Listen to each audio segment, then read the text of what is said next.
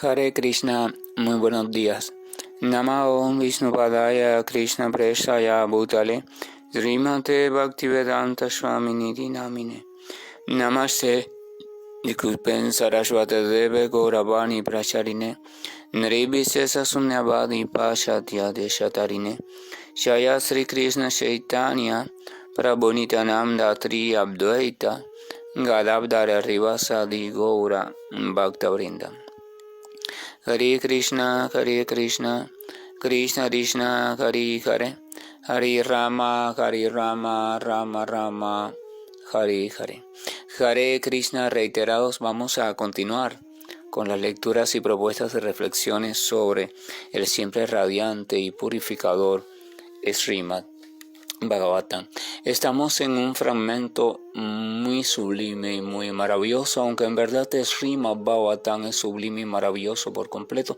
Este fragmento en sí mismo es de impacto profundo para aquellas personas que estamos muy identificados con los asuntos de las relaciones con los diferentes objetos y sujetos en el mundo material, en virtud de la relación, valga la redundancia, que hemos establecido desde el cuerpo hacia ellos.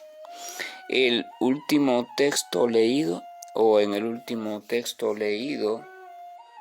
Vidura, el gran santo y devoto del Señor Supremo, después de indicarle algunos argumentos muy lógicos, crudos pero lógicos, a su hermano Dhritarashtra, entonces le dijo: así que por favor, parte para el norte de inmediato, sin dejar que tus familiares lo sepan, pues pronto llegará ese tiempo que disminuirá las buenas cualidades de los hombres. Vamos a recordar que Vidura estaba movido por la compasión hacia la lastimosa posición en la cual se mantenía aferrado Dhritarashtra, y él quería que esa alma se liberara, quería que acabara de despertar de su identificación enfermiza con los asuntos materiales, aunque en verdad ya incluso el propio cuerpo material de Dhritarashtra estaba en una condición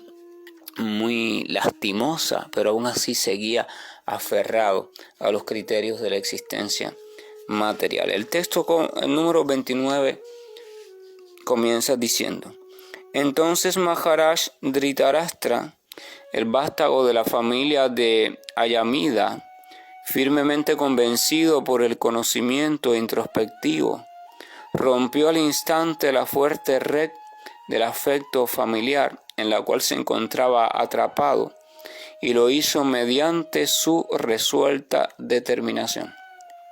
Así pues, de inmediato se fue del hogar para emprender el camino de la liberación, tal como le indicó Vidura, su hermano menor. Entonces, al parecer, las palabras de Vidura, que eran certeras, guiadas por el conocimiento, que tenían fuerza espiritual, llegaron a lo más profundo del corazón de Dhritarashtra, o sea, atravesaron todas las corazas de oscuridad, tristeza, envidia, cosas que estaban allí, y llegaron a lo profundo y lograron despertar su entendimiento, lograron que esa alma tuviera un vislumbre. Esa es una de las cualidades del devoto puro del Señor. El devoto puro del Señor, en virtud de la potencia propia del Señor, es capaz de atravesar cualquier tipo de coraza que pueda estar rodeando a un corazón en mayor o menor tiempo. Y entonces puede hacer que el estímulo de su presencia, en forma de sus palabras, su voz, lo que sea, despierten, remuevan a la verdadera criatura que yace detrás de todas esas corazas, o sea, el alma espiritual. El alma, en verdad, en su identidad original, se encuentra dormida, se encuentra no consciente en el estado de vida material. Aquello que está implicada en todas las diferentes actividades o supuestas actividades no es el alma, es el ego falso, o sea, es el personaje creado por el alma, la identidad creada por el alma en su estado de somnolencia. Ella no está consciente. El alma está, por decirlo así, con su potencia de conciencia dormida. Pero sin embargo, debido a su actitud, debido a su siempre tendencia a desarrollar actividades desde el punto de vista consciente, entonces ella crea diferentes situaciones. Pero para crear esas situaciones se necesita que ella exista. Cuando digo exista me refiero a que ella tenga alguna identidad. Entonces en su estado de no conciencia se crea el ego falso, o sea, un reflejo distorsionado de esa entidad viviente original, de esa chispa, y a partir de ese ego falso se crea todo lo demás. Es el ego falso quien hace todo, o sea, todo no es más que una expansión del ego falso, pero el alma en verdad está dormida en el estado de conciencia material. Entonces, ¿cuál es la misión del maestro espiritual? ¿Cuál es la misión del devoto puro? ¿Cuál es la gran misión de la vida? Lograr que esa alma no consciente se vuelva consciente de sí misma. Eso significa trascender incluso el ego falso. Ese estado se llama el estado de Vasudeva, el estado de conciencia pura. Y entonces es el único estado desde el cual la entidad viviente puede emprender la verdadera práctica espiritual o el sendero real de conocimiento y servicio al Señor Supremo. Las otras maneras que existen son maneras de acercamiento, de ensayo, que se realizan desde la mente, desde la inteligencia, desde los rituales, desde la práctica, desde el servicio regulado, pero no son reales, no son directas. ¿Por qué? Porque el alma aún no está despierta, no está consciente. Únicamente cuando el alma se vuelve consciente es que se puede decir que existe un verdadero inicio del camino de conocimiento y servicio relacionado al Señor Supremo. Entonces Vidura, armado de la potencia propia del Señor en virtud de su propio servicio sincero y su completa comprensión, tiene esa capacidad. Como él está despierto espiritualmente, entonces sus palabras no son del plano material. Sus palabras son envoltura para una sustancia totalmente espiritual. Por tanto, esa vibración, que puede ser una vibración común como otra cualquiera, en verdad está cargada de potencia espiritual y es capaz de atravesar todas las corazas. ¿Por qué es capaz de atravesar todas las corazas? Porque las palabras de Vidura están en un nivel de vibración tan pero tan sutil que trasciende cualquier vibración de tipo material, incluyendo la más sutil. Y por tanto no puede ser detenida. Por ejemplo, usted se encierra en su habitación y aún así usted puede sintonizar allí las emisoras de radio. Usted sale de su habitación y las sigue sintonizando. Pero ¿por qué usted puede sintonizar las emisoras de radio aun cuando usted se encierre dentro de la habitación si la habitación está cerrada y incluso no tiene ventanas, no tiene nada, está cerrada? Porque la naturaleza de las ondas electromagnéticas conocidas como ondas de radio o ondas de radiotransmisión funcionan en un plano diferente, o sea, su naturaleza, su constitución es completamente diferente a la naturaleza con la cual está hecha los materiales que conforman su habitación. Por tanto, esos materiales no pueden impedir el paso de esas ondas de radio. Lo mismo sucede cuando el devoto puro del Señor está presente. Entonces la presencia de ese devoto puro del Señor en forma de palabra, pensamiento, acción, irradia un tipo de potencia que es de naturaleza completamente diferente, o sea, trascendental a los diferentes elementos y combinaciones del mundo material. Por tanto, ningún elemento del mundo material puede detenerla en ese sentido. Puede estorbar al receptor, puede obnubilarlo, puede un poco nublarlo, pero no puede detener la potencia de la espiritualidad del emisor.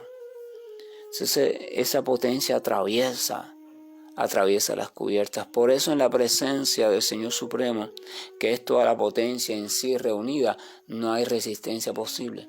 Por eso se dice que aquel que logre experimentar la presencia del Señor en verdad queda completamente purificado. No hay posibilidad de que nada pueda oponerse al Señor, nada, automáticamente queda liberado. Entonces, aquí tenemos a Dhritarashtra. Dhritarashtra despierta, Dhritarashtra reacciona, su verdadera comprensión profunda abre los ojos, o sea, ve las cosas tal y como son. Y dice, entonces Maharaj Dhritarashtra, el vástago de la familia Ayamida, Firmemente convencido por el conocimiento introspectivo, rompió al instante la fuerte red del afecto familiar mediante su resuelta determinación, o sea, con determinación, después de haber comprendido la verdadera realidad y su estado tan precario, con determinación cortó las cadenas. O sea, dijo, hey, basta ya de seguir en esta cuestión, basta, o sea, sin determinación, esto es un punto importante, sin determinación no se puede avanzar hacia la meta espiritual de la vida. Sin determinación no se puede lograr ningún avance en ese sentido, o sea, sin determinación no es posible caminar hacia Dios. Los lazos que hemos establecido con este mundo son realmente fuertes y nuestra mente se ha encargado de construir una red de argumentos aparentemente lógicos. Y esos propios argumentos son los principales obstáculos. Y nuestras emociones derivadas de esos argumentos, emociones, sentimientos de que si me alejo de ellos, que si dejo de ser esto, que si pierdo tal fama, tal posición, las emociones relacionadas a esas nos dan un estado tan displacentero que nos hacen no caminar en ese sentido. Entonces son diferentes trucos que nos mantienen atados, nos mantienen enredados hasta que se nos vaya el tiempo. ¿Qué tiempo? El tiempo de vida en la forma como seres humanos. Es una trampa tan bien montada. Entonces uno debe reflexionar sobre esa trampa y con determinación. Eso también lo recomienda el Señor Krishna, Bhagavad Gita. Armado del conocimiento y la determinación, debes cortar los nudos de esa lujuria, o sea, debes cortar la esclavitud. Vamos a recordar que la lujuria es el apego cuando llega a un nivel ya que sobrepasa los límites del apego en sí mismo, o sea, se vuelve locura desenfrenada, donde ya la voluntad se pierde por completo. Entonces este rey ciego o ex rey ciego despierta y con determinación corta todos esos lazos ilusorios que ha establecido. Y así pues de inmediato se fue del hogar, o sea, sin pensarlo. Ni siquiera se dedicó a reflexionar, ¿será lo más correcto o no? No, él comprendió que estaba en una situación completamente precaria, que su tiempo era poco y que por tanto tenía que hacer lo posible por aprovecharlo de la mejor manera posible y de inmediato salió. Yo recuerdo cuando mi maestro Jayapataka Swami Maharaj, Jayapataka contó que cuando él recibió iniciación de sannyasa o como monje renunciante de su maestro Srila Prabhupada, en un momento de las recomendaciones o de la charla que daba en la iniciación, como todo maestro, le dijo: emprende el camino con valentía, sin mirar hacia atrás, y nunca te dejes convencer por el pensamiento ilusorio de que estás abandonando algo, abandonando un deber, abandonando una familia. No, porque son trampa a la mente. Mira con firmeza hacia tu deber eterno y transita, camina, porque la mente te va a seducir, te va a venir con diferentes cuestiones, y si tú te pones a escucharla, vas a retroceder. Entonces, con determinación. Por eso hay que pedirle también al Señor la determinación. ¿Cuántas veces, en cuántos momentos el ser humano no comienza supuestamente diferentes senderos de liberación, pero al tiempo los deja por supuestas causas lógicas para la mente, por supuesto? Entonces aquí tenemos a este rey ciego, Dhritarashtra, y con determinación, después de ser un poco removido y despertado por el compasivo Vidura, sale y sin siquiera avisar a sus familiares. La buena y casta de Gandhari, quien era la hija del rey Subala de Kandabahar, o sea, el rey Gandhara, siguió a su esposo al ver que él se dirigía a los montes Himalayas, que son la delicia de aquellos que han aceptado el báculo de la orden de renuncia, como combatientes que han aceptado un buen castigo del enemigo. Este Dhritarashtra tenía una esposa también muy famosa y muy casta, que recibía por nombre Gandhari. Gandhari era una gran asceta, era también una mujer que hacía grandes austeridades y tenía ciertos poderes místicos. Esta Gandhari, como buena esposa y siguiendo los preceptos de la literatura védica, sigue a su esposo. Su esposo toma una decisión determinada, y sea cual sea esa decisión, ella lo sigue. Entonces su esposo parte hacia los Himalayas, su esposo parte hacia la orden de renuncia y ella lo sigue. Ella sabe que ya su esposo a partir de ese momento no va a actuar más como su esposo, porque orden de renuncia implica también renuncia a todos los estados familiares. O sea, ya la identidad como esposo, como hombre, como mujer, todo eso se va. Y la criatura se concibe únicamente como parte integral del Señor y va al encuentro del Señor. Pero aún así ella, que no asume la orden de renuncia porque es él quien la asume, ella aún así lo tiene como su esposo por siempre y ella lo sigue. Ella también parte hacia los Himalayas. Entonces continúa diciendo: Maharaj Yudhishthira, cuyo enemigo nunca nació, realizó sus deberes diarios matutinos con sus diferentes oraciones y ofrendas y repartiendo las caridades habituales. Después de ello, él entró entonces en el palacio para darle sus respetuosas reverencias y saludos a los mayores. Sin embargo, no pudo encontrar a sus tíos, ni tampoco, no pudo encontrar a su tío, ni tampoco a su tía, la hija de rey Subala. A su tío no, a sus tíos en plural, ni tampoco a su tía, la hija del rey Subala. El rey Yudhishthira se levantó como todos los días, bien temprano de madrugada, hizo sus oraciones, sus ofrendas, todo lo correctamente establecido según la tradición védica y todo lo establecido también para un devoto apropiado del Señor. Repartió las caridades a los brahmanas y entonces fue a saludar amorosamente como cada día a sus tíos. Fíjense el comportamiento manso y dulce de este Yudhishthira. Y entonces pero se encontró que sus tíos no estaban. Sus tíos ni la esposa de Dhritarashtra. O sea, sus tíos quiere decir que Vidura también se había ido con Dhritarashtra. Ya Vidura cumplió su misión. Dhritarashtra despertó, reaccionó y emprendió su camino de renuncia al encuentro con el Señor. Y Vidura ya por tanto no tenía nada que hacer en aquel palacio, no le atraía el lujo, no le atraía una vida supuestamente cómoda desde el punto de vista material y ni siquiera el afecto familiar. Vidura estaba liberado de todo eso y por tanto siguió su peregrinaje o su camino. Y entonces ahí está, se encuentra así asombrado este Yudhishthira, el rey de los Pándavas, y se queda medio confundido. Entonces dice: Maharaj Yudhishthira, lleno de angustia, se volvió hacia Sanjaya, que se encontraba sentado ahí, y le dijo: Oh Sanjaya, ¿dónde está nuestro tío, quien es anciano y además está ciego? O sea, Sanjaya, vamos a recordar del Bhagavad Gita, es el secretario, o era el secretario de Dhritarashtra, el sirviente personal, y ahí estaba Sanjaya solo. Entonces Yudhishthira piensa, bueno, Sanjaya debe saber porque él siempre estaba junto a mi tío, que además está ciego y anciano, el pobre ¿a dónde habrá ido? Fíjense la preocupación de las buenas almas.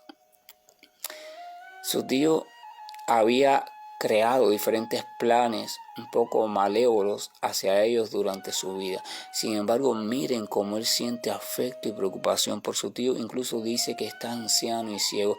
Dios mío, ¿dónde estará? O sea, está preocupado. Su amor y su preocupación como alma pura rebasa a cualquier posible sentimiento de rencor o algo así. En el alma pura no existe tal cosa como rencor, no existe tal cosa como odio, no existe tal cosa como mezquindad. Un devoto puro del Señor tiene todas las buenas cualidades, se dice en las Escrituras. Entonces continúa diciendo el texto número 33. ¿Dónde está mi bien queriente, el tío Vidura y madre Gandhari, quien está muy afligida por el fallecimiento de todos sus hijos? Mi tío Dhritarashtra también estaba muy mortificado por la muerte de todos sus hijos y nietos. Sin duda que soy muy desgraciado. ¿Sería por eso acaso que él tomó la decisión, puede ser, de que por mis ofensas se haya ido a ahogar en el Ganges? O sea, Yudhishthira vuelve de nuevo a sentirse culpable. Soy yo el culpable de la tristeza de mi tío y de mi tía porque fui yo quien provocó la guerra, fui yo quien mató junto con mis soldados a sus hijos y a sus parientes. Y entonces, ¿será que acaso por tanta tristeza provocada por mí ellos decidieron ahogarse en el Ganges? Fíjense el pensamiento de este noble Yudhishthira. Aún después de haber sido iluminado en ese sentido por su abuelo Bhishma ya antes de morir en el campo de batalla, y también por el Señor Krishna, aún así Yudhishthira siempre se siente culpable. Siempre siente que cualquier sufrimiento de las otras entidades vivientes queridas es culpa de él. Y entonces él está afligido en gran manera en ese sentido. Entonces sigue diciendo, cuando mi padre, el rey Pandu, cayó y todos nosotros quedamos huérfanos de pequeños, estos dos tíos nos protegieron de toda clase de calamidades. Ellos siempre fueron nuestros buenos bienquerientes. ¡Ay de mí! De aquí hacia dónde será que habrán marchado. Fíjense otro detalle, Yudhishthira menciona que cuando su padre muere, estos dos tíos lo acogieron con gran cariño a él y a sus hermanos y lo protegieron de todas las calamidades. Sin embargo, sabemos que Dhritarashtra, un poco más adelante, cuando estos niños fueron creciendo, ya se volvió mezquino con respecto a ellos y se dejó contaminar por la envidia de su hijo Duryodhana. Y sin embargo, Yudhishthira sabe eso y ni se acuerda de eso. Él no encuentra culpable en eso, sino que prefiere recordar la parte afectuosa y se sigue dirigiendo a ellos con ese afecto. ¿Dónde estarán estos tíos que siempre me cuidaron, nos protegieron, verdad? Continúa diciendo, se dice, Sutta Goswami dijo, o sea, el narrador del Srimad Bhagavatam dijo, por compasión y debido a la agitación de la mente, Sanjaya se acongojó al no ver a su propio amo, Dhritarashtra, y no pudo responderle bien a Maharaj Yudhishthira.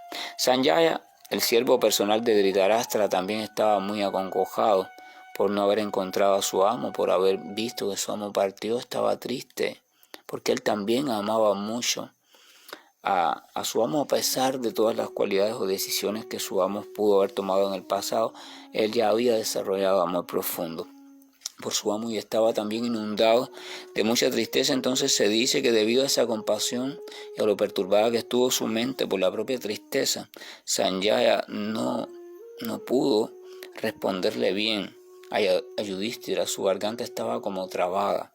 Continúa diciendo, primero entonces él se tranquilizó lentamente por medio de la inteligencia y limpiándose las lágrimas y pensando en los pies de su amo Dhritarashtra, entonces comenzó a responderle a Maharaj Yudhishthira. Dice que estaba perturbado por la tristeza, estaba en un estado que no podía ni siquiera hablar, no atinaba ni siquiera a coordinar palabras debido al embotamiento de la tristeza. Así que dice que lo primero que hizo fue que se tranquilizó lentamente. ¿Cómo lo hizo? Dice que por medio de la inteligencia. O sea, la inteligencia se encuentra por encima en nivel jerárquico que la mente. Esto significa que la inteligencia, o mediante la inteligencia o el uso de la inteligencia profunda, viendo las cosas de un modo imparcial, etcétera, etcétera, utilizando el conocimiento, podemos ser capaces de doblegar a la mente, de apaciguar la mente en sus momentos de perturbación, ver los detalles que la están perturbando, analizar esos detalles y poder regularlos completamente hasta que la mente vuelva a su estado habitual, a su estado normal en el cual debería estar, o sea, su estado de estabilidad. Entonces dice que él tranquilizó lentamente su mente por medio de la inteligencia, limpiándose las lágrimas y pensando en los pies de su amo Dhritarashtra, comenzó a hablar, o sea, comenzó a responderle a Yudhishthira. Dice que controló la mente, se secó sus lágrimas de lamentación y pensando en los pies de su amo Dhritarashtra, comenzó a hablar. O sea, y situó su atención en el recuerdo de su amo. O sea, quedó fijo en la persona de su amo, en el recuerdo de su amo, en los pies de su amo. Su amo físicamente ya no estaba. Esto hay que notarlo.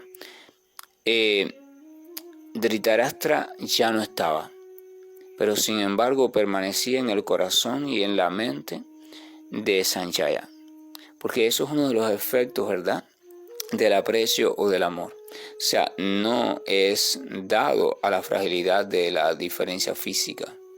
Es trascendental desde ese punto de vista del espacio, la separación de los cuerpos, ¿verdad? Y entonces él situó, controló su mente y situó su atención fija a los pies de su amo. Y entonces comenzó a hablar. Esa también es la postura del devoto del Señor. El devoto del Señor, frente a todas las situaciones de la vida, lo primero que hace es si se percata que su mente está perturbada, se ha perturbado debido a la situación, ya sea de un tipo o de otro, trata de, mediante la inteligencia, o sea, recurriendo a la palabra del Señor, recurriendo a los textos sagrados, recurriendo a los diferentes argumentos que su maestro le ha dado durante su enseñanza, él trata de ir controlando poco a poco su perturbación. Trata de estabilizarse porque sabe que una mente perturbada no puede ver con claridad las situaciones ni puede responder de la mejor manera. Y además de eso se aparta de la presencia del Señor, porque una mente perturbada no puede estar presente de manera consciente ante el Señor, pues el Señor es paz completa. Entonces él hace así, el devoto, poco a poco va calmando su mente, se da cuenta de las causas de las perturbaciones, las neutraliza desde argumentos lógicos de la Escritura y también desde la fe y confianza en el Señor. Y una vez está estable de nuevo, en una mente estable, entonces él se dispone, coloca su atención plenamente en el recuerdo del Señor, o sea, devuelve su atención al Señor Supremo. Su atención ha quedado atrapada en el acontecimiento que lo perturbó, por eso es que se perturba. Ese acontecimiento tiene una cierta connotación negativa para él, o incluso a veces también positiva, gozosa, que atrapa su atención, porque el gozo y el sufrimiento, ambas cosas atrapan nuestra atención. Cuando esta atención se atrapa, se aparta de los pies del Señor. O sea, hay una cierta perturbación. Entonces la mente se agita, ya sea en sentido favorable o desfavorable, ambas cosas no tienen diferencia, ambas cosas son agitación. La mente se agita, entonces la perspectiva de la realidad se pierde en menor o mayor grado. ¿Por qué? Porque se ha ido uno del refugio estable del Señor. La inteligencia se obnubila un poco, también en mayor o en menor grado. ¿Por qué? Porque la inteligencia o el conocimiento pleno solamente se puede divisar desde el reposo en los pies del Señor. Cuando perdemos de perspectiva, cuando perdemos de nuestro ángulo de atención o de visión al Señor completamente, al Señor pleno, entonces ya se abren grietas en nuestra conciencia y atención por donde se comienzan a filtrar pensamientos oportunistas, sentimientos oportunistas, etcétera, etcétera. O sea, ahí empieza la cuestión. Entonces, el devoto se da cuenta de eso, calma su mente mediante el conocimiento de la inteligencia, mediante los argumentos de la literatura sagrada, va a la palabra del Señor, combate toda esa perturbación y una vez está estable, devuelve su atención a los pies del Señor. Devuelve su atención y después que logra eso es que toma una actuación. Él no actúa antes de volver al Señor, no. Él devuelve su atención firme otra vez a la fe en el Señor como su refugio, lo recuerda como su total refugio pleno de confianza, como su amo, como su amigo, como aquel sentimiento el cual él haya cultivado. Entonces después es que él actúa, toma una decisión, responde, hace lo que haya que hacer. Porque a partir de ahí va a ser guiado por el Señor. Entonces Dhritarashtra, Sanjaya también hace eso. Pero bueno, en este caso su amo es Dhritarashtra. Él se enlazó por el vínculo del amor desde el punto de vista del siervo fiel a Dhritarashtra. Por tanto, él piensa en los pies de Dhritarashtra, se estabiliza completamente en ese sentido, situado en su amo, y entonces comienza a darle respuesta a Yudhishthira. Vamos a ver a partir de mañana, si es que Dios quiere, cuál es la respuesta que le da Sanjaya a Yudhishthira y cuál es la reacción de Yudhishthira frente a las noticias o respuestas que le da Sanjaya. Que la gracia y el amor de nuestro Señor nos acompañe durante este día, para que también tengamos la dicha de en algún momento poder ser despertados de alguna forma aunque sea en menor o mayor grado, a la realidad de la existencia en este mundo y a la realidad de todos los vínculos que hemos establecido con los diferentes objetos y sujetos desde la existencia o identidad material. Y que podamos comprender que la vida cada vez se nos va haciendo más corta, cada vez nos queda menos tiempo en esta forma de vida humana y que debemos de aprovecharlo en lo posible. Que el Señor nos permita vislumbrar esa gran verdad y con determinación fijarnos en ella y tratar de caminar en la dirección más favorable para todos nosotros. Hare Krishna, buen día, y estoy finalizando la llamada.